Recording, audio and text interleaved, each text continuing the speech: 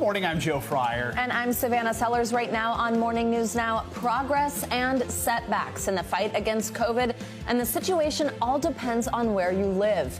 In much of the U.S., new cases and hospitalizations are still on the rise, with experts warning a peak won't come for weeks. But for the states hit first by the winter wave, some signs of relief as infection rates begin to drop. We have team coverage mapping out the latest and what it could mean for the weeks ahead. Plus, we'll check in with a doctor ready to answer your questions. Battle on the Hill, the future of American democracy taking center stage at the Capitol. Today, Senate lawmakers set to debate two bills aimed at protecting voter rights. The legislation backed by President Biden, but doomed without the support of two members of his own party. This one day after an impassioned call to action by the family of Martin Luther King Jr. If you can deliver an infrastructure bill for bridges, you can deliver voting rights for Americans. If you do not, there's no bridge in this nation that can hold the weight of that failure. More on their message ahead of today's historic debate. In the dark, parts of the Northeast digging out from that massive winter storm. This morning, thousands of people without power, with temperatures still below freezing in some parts of the country. We'll take you to the areas hardest hit. And rescue mission, an urgent attempt to save the ocean's gentle giant from climate change. Why manatees are struggling to survive in warmer waters and the efforts now to nurse them back to health. That, of course, as we continue to focus on climate change and bring you these different types of stories showing all different types of impacts. Yeah, and Carrie Sanders will bring us that one a little later. Yes, well, all right. We begin, though, with the latest on the pandemic. This morning, NBC News has confirmed there have now been more than 66 million COVID cases in the U.S. Right now, 130,000 Americans are hospitalized with COVID, and cases are still rising in nearly every state. Despite that, there are some signs of progress in regions first hit hard by Omicron. In states like New Jersey, Rhode Island, and Connecticut, cases appear to have peaked, and here in New York City, they've dropped off nearly 47% from earlier this month. But other parts of the country are still getting slammed. According to an NBC News tally, California has now surpassed 7 million COVID-19 cases since the start of the pandemic, becoming the first state to hit that mark. We have team coverage to help us break down and understand the latest on the pandemic. Joining us now is NBC News medical reporter Erica Edwards. Dr. Bob Lahida will join us in a moment. Erica, we'll start with you, and we're going to start with schools. We've been talking about how fast the Omicron variant has spread. That's made it hard for some schools to keep their classrooms staffed. What's the impact you're seeing, and how are school districts handling this surge? Yeah. Hey, Joe. Good morning. You know, the impact coast to coast has been enormous. Schools in Washington State, Kansas, Missouri, even New York have had to cancel classes either because of high community transmission of COVID-19 or because so many teachers and other staff have called out sick. Now, for those schools, districts that have been able to remain open, districts are calling on, National Guardsmen, school board members, even parent volunteers to step in as either substitute teachers, bus drivers, even custodial and cafeteria staff. The North Kansas City School District had 300 teachers out sick last Friday. We talked with the school district's superintendent about how they also got creative. Here's what he had to say. We're having a pretty difficult time in covering all of our classes. We had to really lean on our staff, like our paraprofessionals, our librarians, our reading teachers, our central office staff, to go fill those additional vacancies so that we can continue to have school. Some school districts have actually extended the MLK holiday weekend into this week to help shore up some of those absences. So, Eric, as we mentioned, we're seeing a plateau in some of those states that were first to report Omicron cases. It strikes me these areas are in the Northeast where vaccination rates are high. So do health experts think we're going to see this in other parts of the country? And if so, what's the timeline looking like this for Omicron? Sure. So other countries who have gone through an Omicron surge have generally seen a really steep rise in cases and then a really steep fall in cases. Now, here in the U.S., as you mentioned, cases, it appears that cases in parts of the Northeast, even in Florida, have begun to plateau. But because cases are rising in so many other parts of the country, experts say it's still going to be a few weeks before we could possibly see any kind of national plateau. And looking forward, some health experts are suggesting Omicron's rapid spread will help us reach the endemic stage. So remind us, what is that, the endemic stage, and what are you hearing from health experts about it?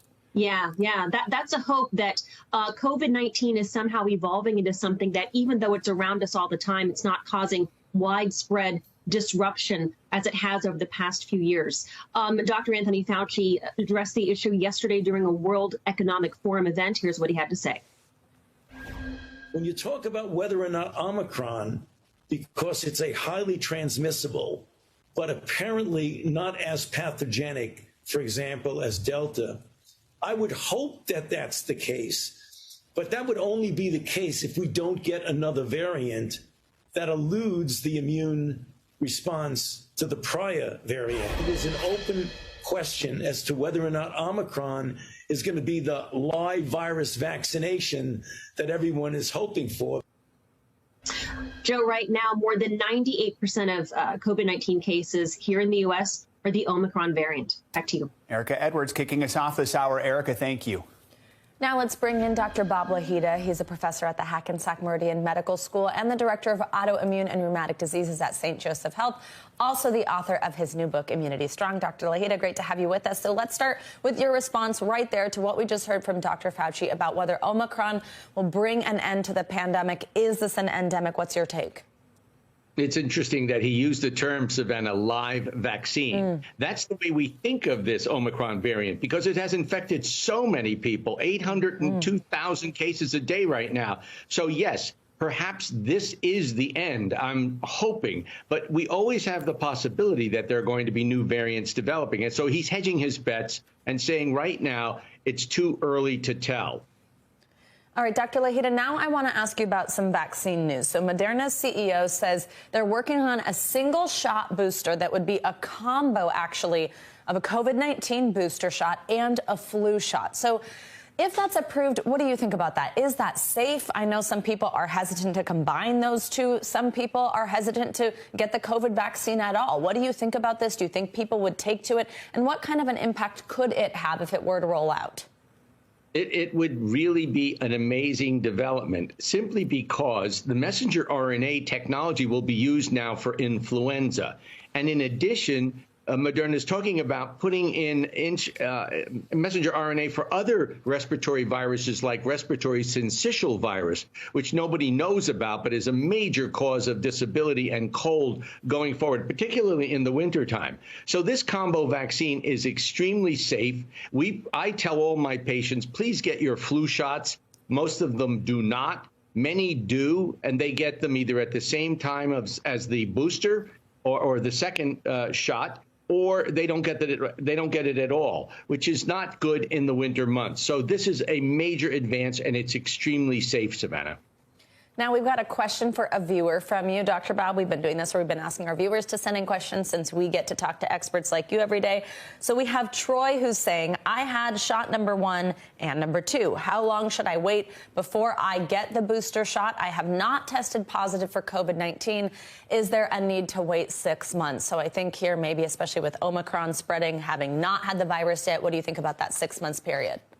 No need to wait for the 6 months. He can get it at 5 months, but the CDC is recommending no sooner than 5 months.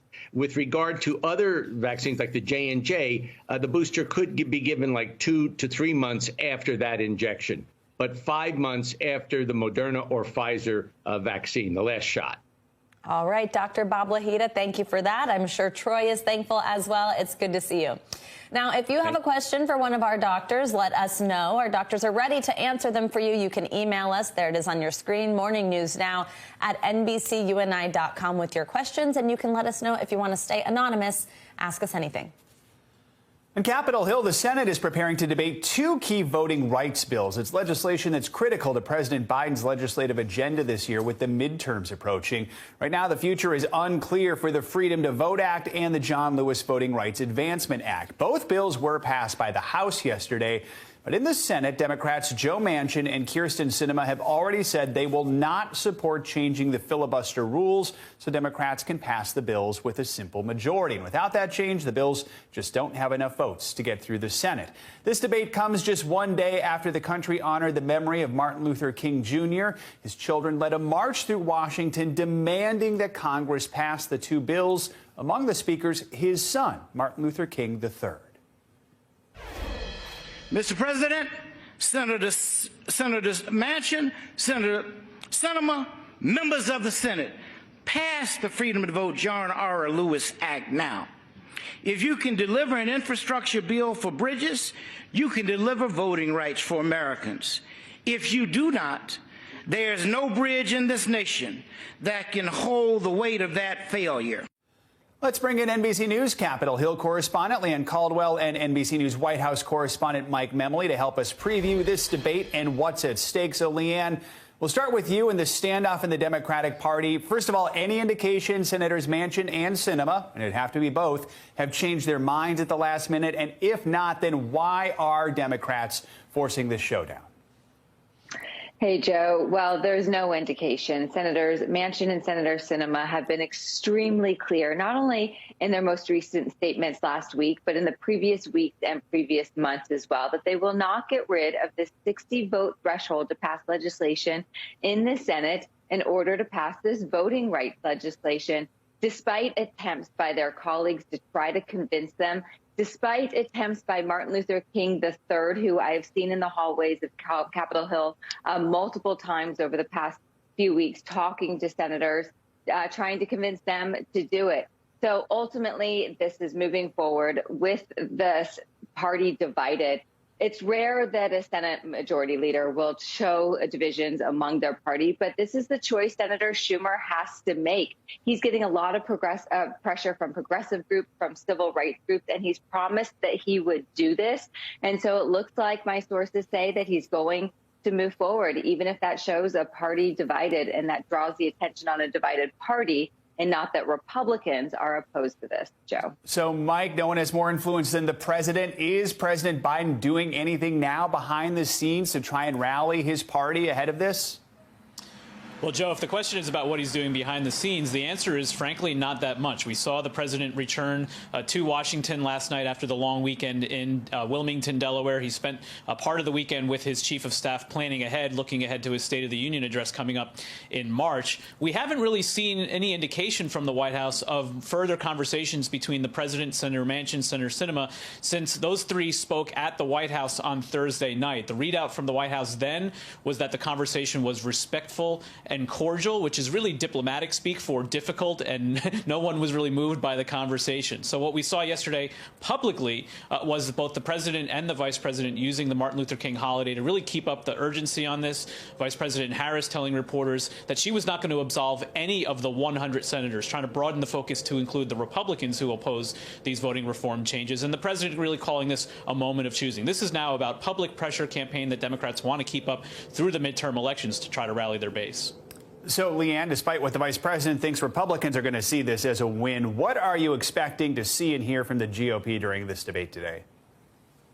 Yeah, we might see some Republican senators come to the floor and debate this, but also we might not. They know that they are united in their opposition against this legislation.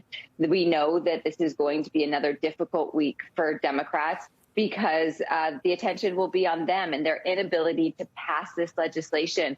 And so while Republicans have, especially Senate Minority Leader Mitch McConnell, has put a lot of effort in making this very difficult for Democrats by continuing to pressure Senators Manchin and Sinema to stay on the side of the filibuster, he and Republicans know that this is going to be much more difficult for Democrats, while Republicans are very confident that their base and their supporters are supporting their effort to completely oppose this, Joe. So, Mike, we're just days away from the start of President Biden's second year in office. These two bills are at the top of his agenda. Just a moment ago, we saw the map that shows all the states that have passed their voting changes. So if he does not pass federal voting rights legislation during his term, what does that mean for the president moving forward?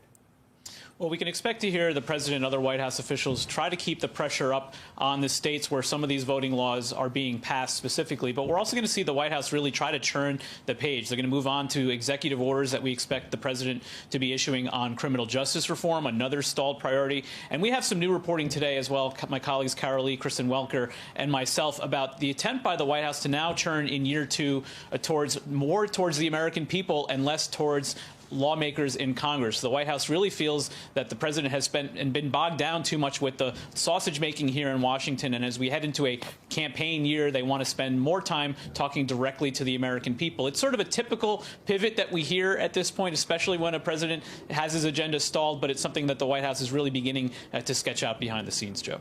Mike Memoli, Leanne Caldwell, thank you so much for both your reporting. Appreciate it. Now, Americans across the Northeast are digging out this morning after that massive winter storm pummeled the region with snow, ice, and heavy winds. Tens of thousands remain without power, and roads are dangerous in many areas as the effects of the storm are still being felt up and down the East Coast. NBC News correspondent Emily Aketa joins us now from Pittsburgh. Hi, Emily. Good morning.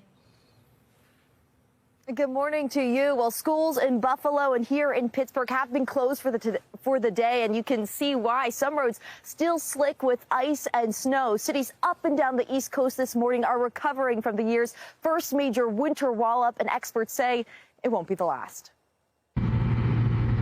This morning, more fallout after a massive winter storm pummeled the majority of the country. Shovels and snowplows put to work as many head back to work. But the roadways proving difficult for even emergency crews to handle. This is a major recovery. When you've got trucks hanging over the highway. Driving conditions up and down the coast, treacherous. Crashes and spinouts piling up on roadways. In North Carolina, the storm taking a deadly turn. 2 killed after a car veered off the interstate. And injuries in Virginia, where State Patrol responded to 1,000 crashes and disabled cars on Sunday alone. More mayhem anticipated today. After temperatures plummeted overnight, officials are again warning of icy roads. The holiday weekend, a travel headache. At the airport in Buffalo, a record-breaking 16 inches, almost doubling the previous record.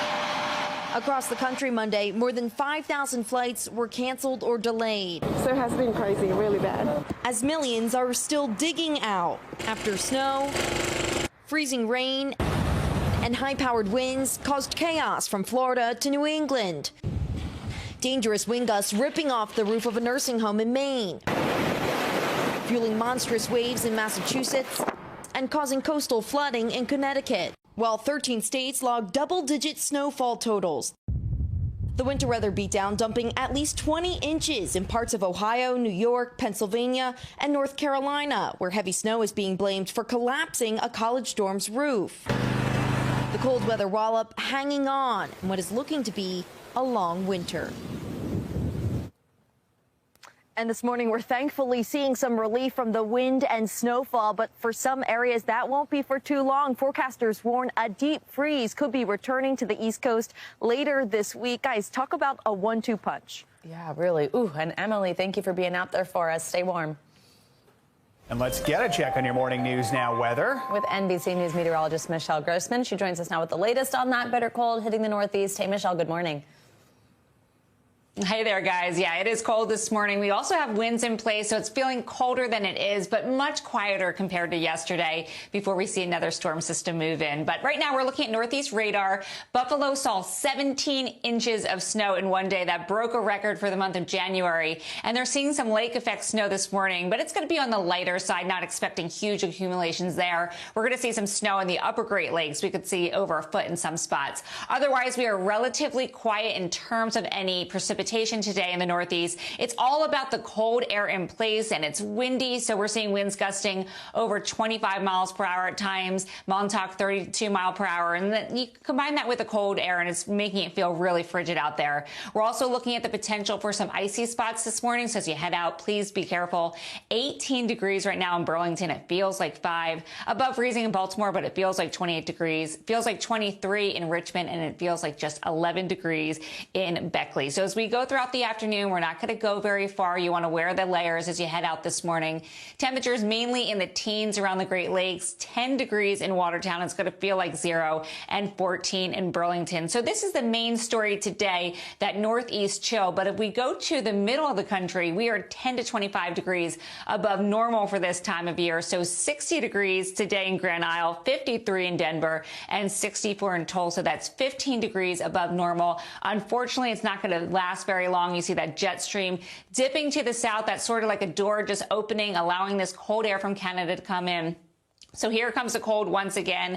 Tomorrow, it's only going to be 1 degree in Bismarck. It's going to feel like 23. It's going to be 23 degrees below what is typical for this time of year. 5 degrees tomorrow in Minneapolis and 12 degrees in Madison. Now, that's all going to shift to the east. So once again, we're back into the deep freeze in Rochester Thursday, Friday, Saturday. We're into the teens, and then finally 24 degrees on Saturday. But you know what? This cold air is going to set the stage for the potential for another nor'easter on Saturday. But let's talk temperatures. 35 Thursday in New York, 23 on Friday. Now, this is what we're looking at here today. We're looking at some snow along the upper Great Lakes. So that's going to be the major precipitation maker as we head throughout the day. So the Clipper system moves through. That's going to reinforce some cold air. Snow from North Dakota to Michigan. This is going to slide off to the north and east. But look what happens tomorrow.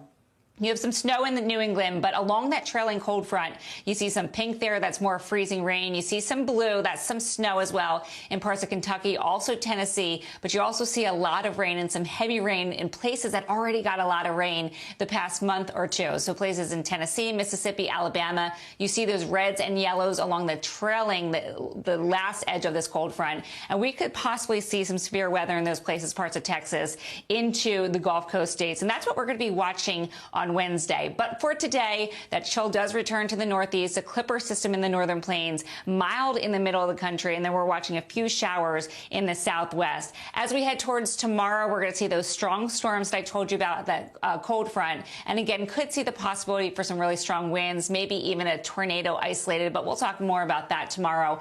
Arctic chill in the northern plains, lake effect snow once again, so more snow for Buffalo, Syracuse, places like that. And then, guys, I hate to show you this, but we are watching the potential for another storm come this weekend. It seems like every weekend we are seeing some sort of storm, but we have two solutions here that we look at. It's the American model, the GFS, showing that, yeah, we're probably not going to get a lot of snow along in New York City, Philadelphia, D.C. It looks like most of that snow stays off the coast and to the south. But I will end with this because the European model, which we look at often for snow, it looks like we could see a major snowstorm along the I-95 corridor with winds and, yeah, blustery conditions once again. So we're going to track this for you guys. Big difference. Look quite a bit different. Yeah. I know, right? We'll see who's right. All right. Yeah, thanks, Michelle. Coming up, emergency in the Pacific following a massive volcanic eruption. Up next on Morning News Now, the latest from Tonga as we get our first look at the devastating aftermath, plus new fears that the death toll there could rise after the break.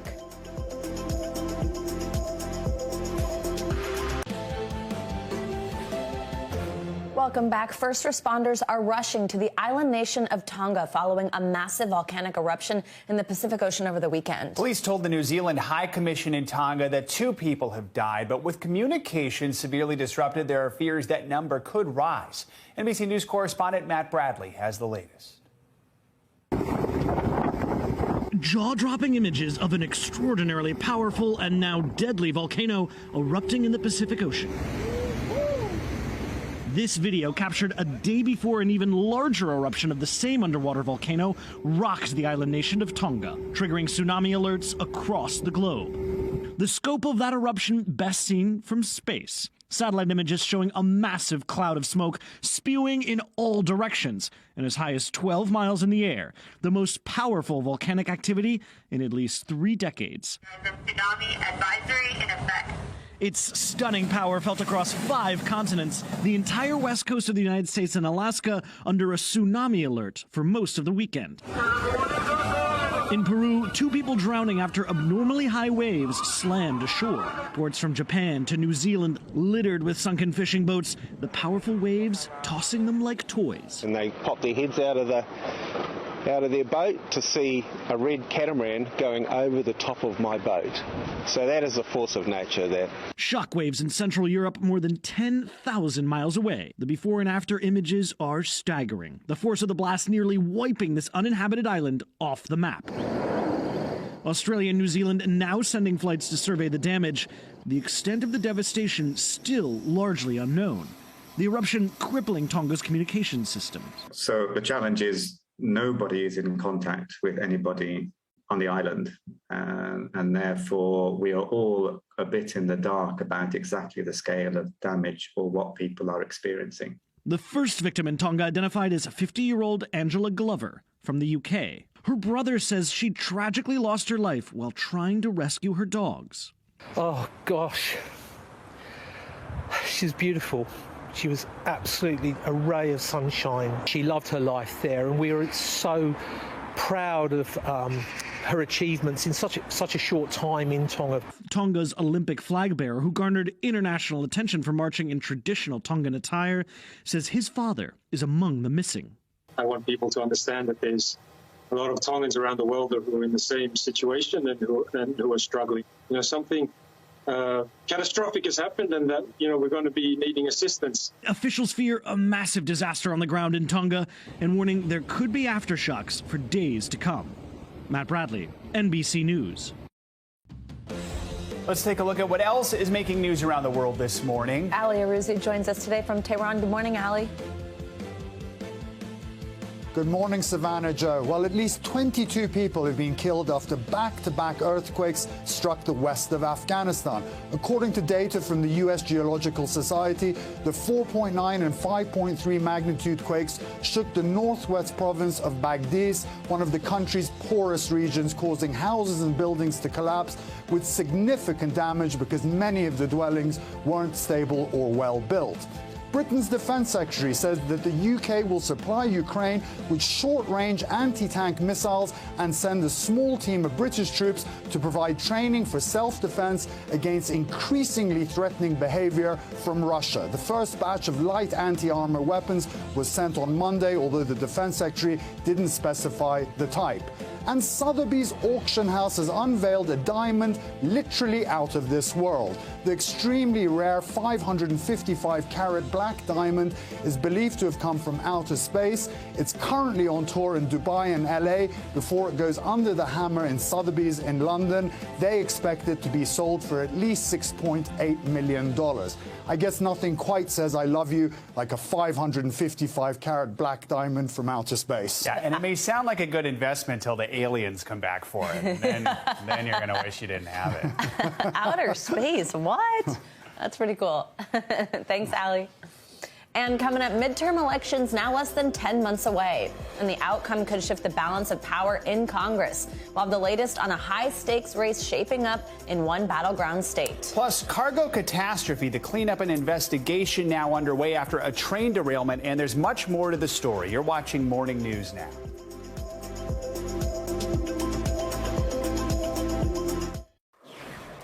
Welcome back. On Betty White's 100th birthday yesterday, her assistant shared a heartfelt moment with the beloved star in her final days. Kirsten Michaelis posted this photo of White. It was taken back on December 20th. That's just 11 days before White passed away. The caption says she looked, quote, radiant and beautiful and as happy as ever. She certainly does look that there. It's one of the last known photos taken of the beloved actress. Since her death on New Year's Eve, White has received an outpouring of affection from friends, family, and fans across the world. Of course, yesterday we saw the Betty White Challenge. I don't even know if we'll ever get an idea of how much money was donated to all the various shelters around the country in honor of her. Absolutely, because of her love for animals. Yes, so sweet. And that picture, how amazing. It's beautiful. It really is beautiful. And so. she does look so happy, yes. which I think is so good for people to see. Everything we've heard is she was happy to the end. Yes. So. Oh, so amazing. Thanks, Joe. Yep. Now to a high-stakes midterm race that could potentially decide which party controls the Senate. In battleground Pennsylvania, a state President Biden narrowly won in 2020. Several candidates are looking to grab the open Senate seat. The major contenders include a current congressman, the state's lieutenant governor, and a celebrity doctor. NBC News Now correspondent Dasha Burns joins us with a preview of this race from Wilkes-Barre, Pennsylvania. Dasha, good morning. So let's start with the Republican candidates and with a name a lot of our viewers may recognize, Dr. Oz. Is his celebrity helping him out? How's he doing so far? And where does this crowded race for the primary stand right now on the Republican side? Hey, Savannah, good morning. We are doing it again. We are talking elections. I'm in a battleground state. I'm having a little deja vu. Got a snowy morning here today in Pennsylvania. And look, it's still early, but the candidates are shaking hands. They're spending money. They are flooding the airwaves here in Pennsylvania with campaign ads. And there haven't been a lot of big tests yet. But over the weekend, we got an early indicator of where things stand when it comes to the GOP candidates with the Republican Central Caucus straw poll. Now, this is a group of local Republican leaders, of activists. These are the folks that are going out and getting voters to the polls. They're organizing. And the straw poll results were really interesting. You had Jeff Bartos, a real estate developer, coming in first. That was actually expected because he made a lot of these relationships when he was running for lieutenant governor. Second, you had Kathy Barnett. She's a conservative political commentator, a bit of an outsider, but she has been here on the ground really working it. Third, you have Dave McCormick, who is the newest candidate to enter the race. He was only about 2 days into his campaign, so the fact that he put up double digits already is showing that he has some inherent appeal, at least for the folks within the Republican Party sort of machinery here in Pennsylvania. Dr. Oz, though, got only one vote, which was really interesting to see because he is the big name. His ads are everywhere here in Pennsylvania. But in terms of the party itself in this state, seems like he's not yet being taken seriously, even though his name certainly is familiar to all the folks around here. Savannah. Now, Dasha, these candidates are looking to replace Republican Senator Pat Toomey, who's retiring. But this seat could very well be a major get for Democrats. It would be if they were, in fact, to win it. So as we just mentioned, Biden did win the state. So tell us about the Democrats in this race and what are they doing to try to win this seat? Yeah, look, Savannah, it really is a toss-up. It is a wide open field, and Democrats are claiming that they can get this done and that they will get this done. You've got Lieutenant Governor John Fetterman, who's putting up some of the biggest fundraising dollars right now, and he does have a lot of name recognition in the state because of his position. He styles himself as a populist. The other big name you hear from a lot of folks and you see on TV a lot here is Conor Lamb. He is a congressman from the western part of Pennsylvania, styles himself as a moderate. He has beaten a Republican before, so he says that's evidence of the fact that he can get this done. He's the only candidate who has won in a heavily Republican district. But then again, Fetterman did win a Democratic primary and a general election in Pennsylvania, so those are the two that are the sort of the biggest contenders, the biggest names in the race. You also have Valar Kushin, Representative Malcolm Kenyatta from Philadelphia. It's going to be really interesting to see. It's still early on, and it's anyone's game right now, Savannah. It is still early, still 10-ish months, which means you've got a lot of time to spend there, my dear, but we are happy to have reporting from you. Thank you so much, Dasha. Good to see you. A train derailment in Los Angeles is under investigation this morning. It's also shining a light on a major problem. You see, the train cars derailed near the same spot where thieves have been raiding cargo trains, stealing packages en route to customers. Officials say the situation is unprecedented. NBC News correspondent Gadi Schwartz explains.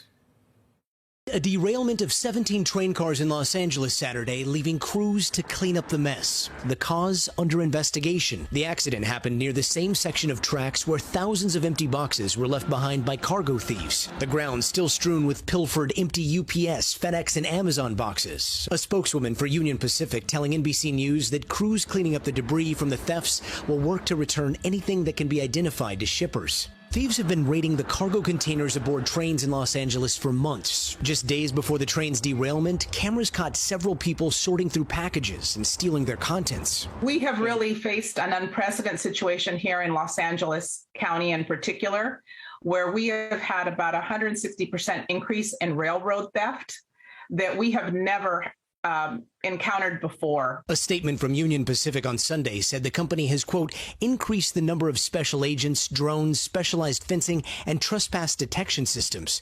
Union Pacific's agents have made hundreds of arrests, but less than half are booked, and of those, most are released in less than 24 hours. The company now asking the LA County District Attorney's Office for help in prosecuting thieves, saying the lack of consequences prevent Union Pacific from safely moving goods. In November, our NBC Los Angeles crews filmed people on the tracks. One hopped on a slow-moving train carrying what appeared to be bolt cutters. Cargo thieves and organized cargo theft groups is that they will target commodities that they know that they can sell. So they're going to hone in on those commodities that are either high in demand or shortage and harder for people to get. That way they can get a better return on the sale of it after they steal it. Union Pacific now considering changing rail operations, like avoiding LA County in the future if the level of cargo thefts continues to rise. Thanks to Gadi Schwartz for that report. And coming up, been feeling blue? Well, it's not just you. Turns out yesterday was considered the saddest day of the year. It's sometimes called Blue Monday. We'll explain why for many it lasts much longer than just one day. That's next in our weekly check-in.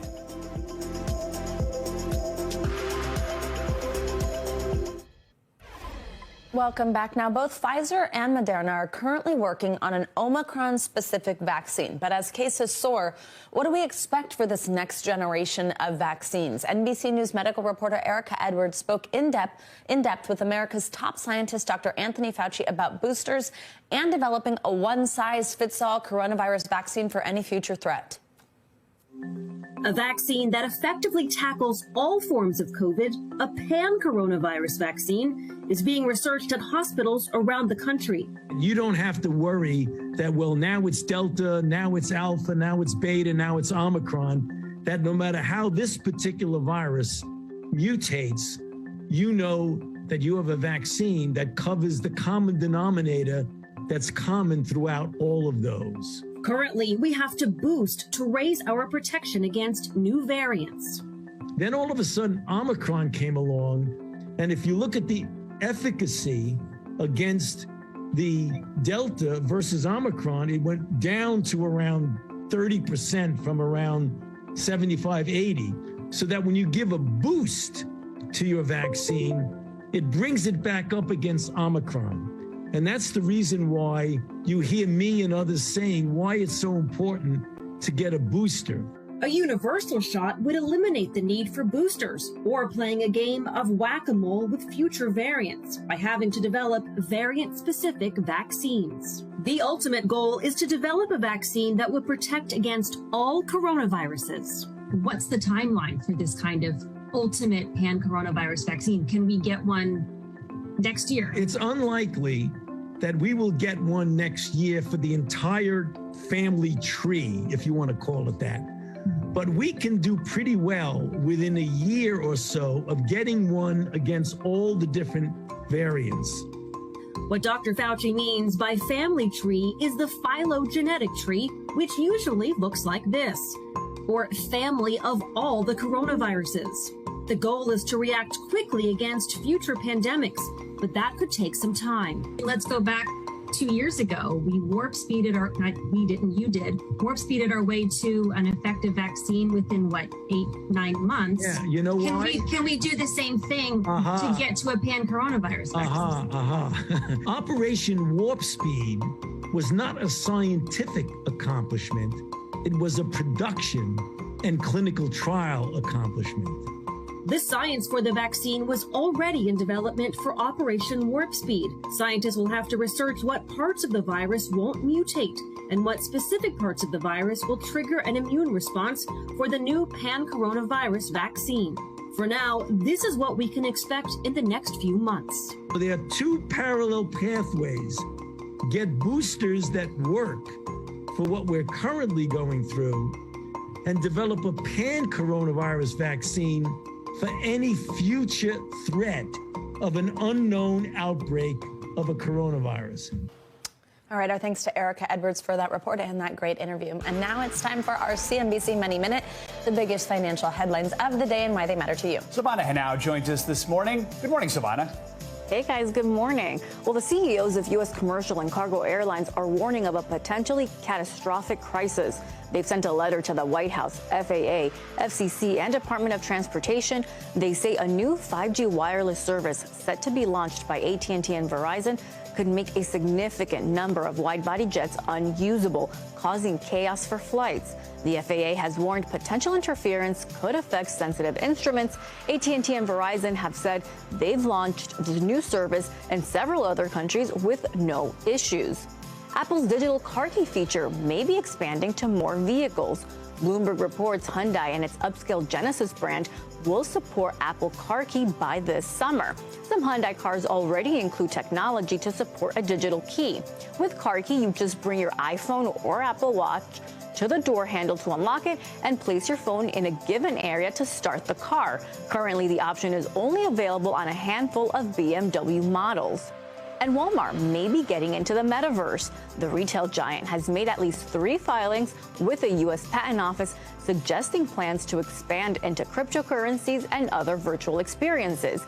That includes a Walmart-branded currency and a virtual reality game or online retail service with a marketplace of products authenticated by NFTs, such as home appliances, beauty products, and sporting goods. Guys, back to you. We are going to have more on that later in the show so that we can start to respond with more knowledge when you bring us stories like that. Crypto 101. Yeah, good. Savannah's good. Please do that. Okay, Savannah, thanks so much. You got it, guys.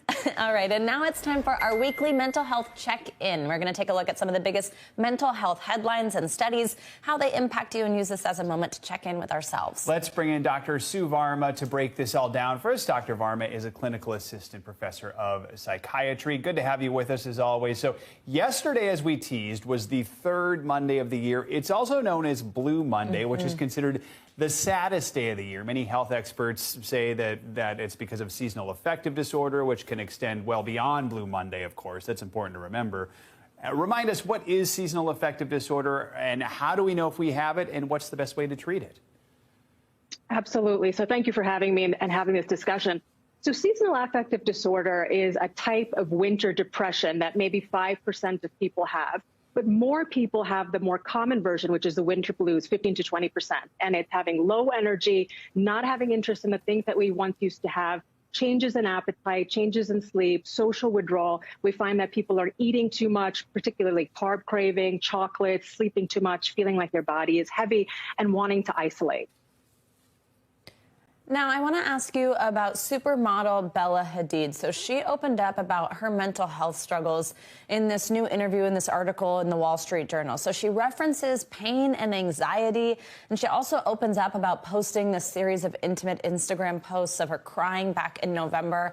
I want to ask you, what do you think the impact of someone like her? I mean, someone who people might look at and think, you know, she has it all, or it seems like things would be going well for her, coming out and opening up in this way. What can that impact be, and what can we learn from her candidness on social media? Absolutely. So, I want to say that when it comes to depression and anxiety, it doesn't discriminate, right? So it doesn't matter how wealthy you are, how much of a celebrity you are, how much you have. And I think it really drives home the point how much mental health issues are medical disorders, and they really don't have a lot to do with your circumstances. Now, don't get me wrong. Of course, there can be losses, and it could be a death, or there could be a trauma that you've experienced in your life, or situational things that may predispose you or might trigger a depression or anxiety. But you could be someone who, quote, seems to have it all. Yeah. And depression and anxiety are real medical conditions. So I think that this is sort of like normalizing it. It streamlines it. It mainstreams it, and it says that all of us can get affected by this. And so it reduces the stigma. And I love that she and other celebrities are really open about this, so that it normalizes and says, well, you know what? I look up to her, and if she can talk about it and if she can get help, I want to do the same thing. So important. Here's an interesting one. A new study suggests skateboarding could be beneficial for the mental health of middle-aged adults. Help us understand this. We're tight on time here, but explain this one for us. Yes. So first of all, this was a very small study. It was only 30 people. But what we need to keep in mind is that there were key things. Social connection through skateboarding, and really it could be any form of exercise. A sense of mastery. I talk about the 4 M's, meaningful connection, a sense of mastery, mindfulness, because you really have to be in the moment when you're doing this, and movement, right? The exercise, the endorphin. So while this is about skateboarding, really there's just that get out, get active in your community, connect with other people, and learn something new. Watch out for all those middle-aged skate parks popping up. Yeah, it also requires, though, you to be able to get on without injuring yourself, which I cannot do, that's for sure. All right, Dr. Sue Varma, thank you so much. Wonderful to have you with us. We love this segment. Now, if you or anyone you know is struggling, please call the National Suicide Prevention Lifeline. There it is on your screen, 800-273-8255, or text TALK to 741-741. Coming up, honoring a hero. One of the last surviving Tuskegee Airmen has passed away. A look back at his life and how he was able to inspire others. Plus, emergency in the ocean, climate change being blamed for the deaths of hundreds of manatees. The race now to rescue the majestic marine mammal. That's next on Morning News Now.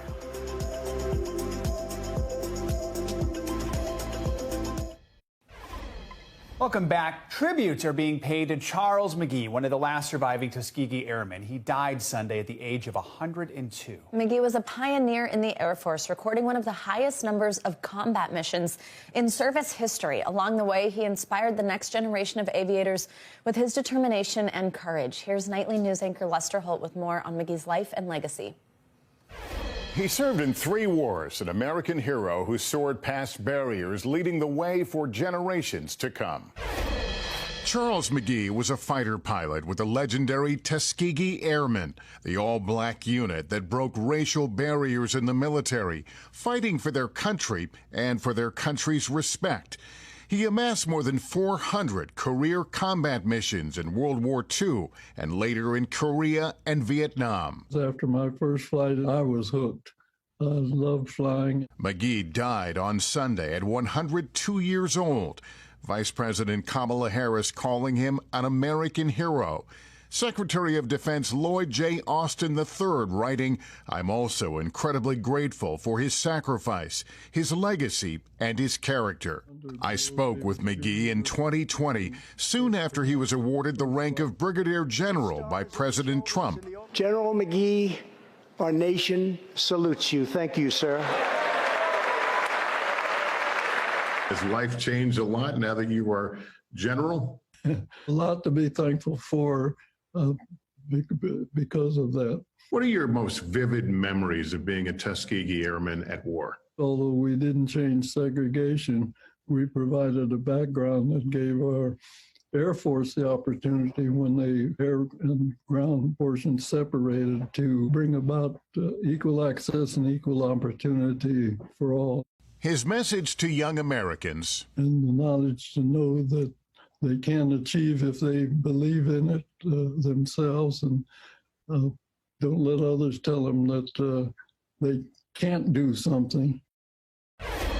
Charles McGee. His family called him a living legend who saw positivity at every turn. Lester Holt, thank you so much for that report. Now, in Florida this morning, the race is on to rescue the manatee. The gentle marine mammals are struggling to survive as cold temperatures drive them to warmer waters where there's no food for them to eat.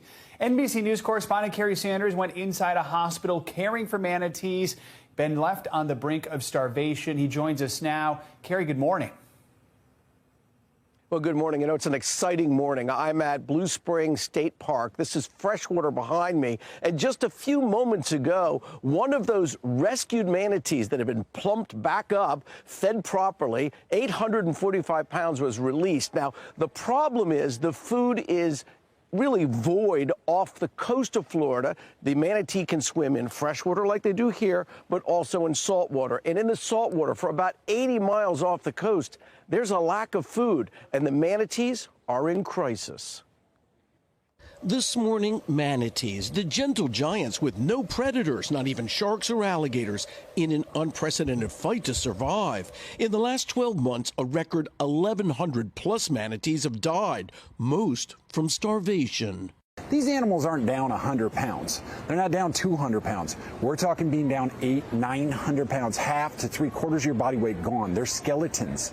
Orlando SeaWorld, with the largest manatee hospital in the world, had 36 patients and was at capacity. But over the weekend, with the help of shipping giant DHL, teams flew 4 manatee calves from Orlando to the Columbus Zoo and Aquarium.